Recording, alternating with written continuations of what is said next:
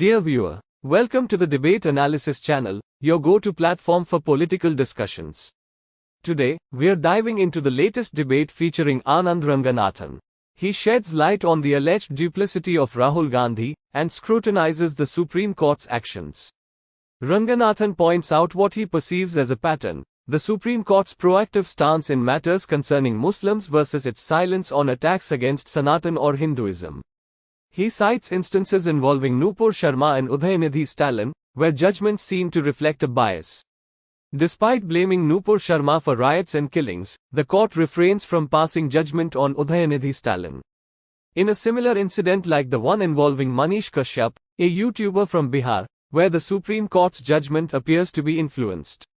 Another case involves the Editors Guild and its handling of fake news. Now, without further ado, let's delve into the heart of the matter. If you're new to the channel, remember to subscribe and hit the bell icon for the latest debates.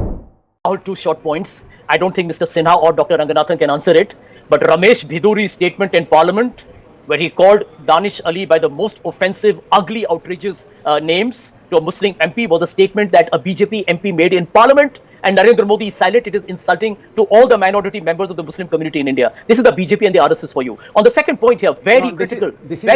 Rahul Gandhi, by the way, this is where I disagree even with Nalan, is basically giving you what he, I think, correctly has interpreted as the ideological meaning of Hinduism. And that is about love and compassion. Look at this line. She loves all living beings. That is Hinduism. Go ahead. Yes, first of all, I condemn Sanjay Jha for writing that article in Indian Express. It gives Rahul Gandhi as well as every other Hindu a very bad name. Number two, it is very insulting and cruel for Rahul to say that a Hindu is not, Rahul Gandhi to say that a Hindu is not a victim. I ask point blank every panelist, are 7 lakh Kashmiri Hindus not victims of state-sanctioned genocide? Is that not victim? What are you trying to say here? They are refugees in their own land. Rahul, you are one of them. To say that you are not a victim is an insult and cruel beyond imagination. Okay. Rahul, if you ask me the textbook definition of a banana republic, I would say that it is a republic where the Supreme Court stays silent on blatant violation of its own order.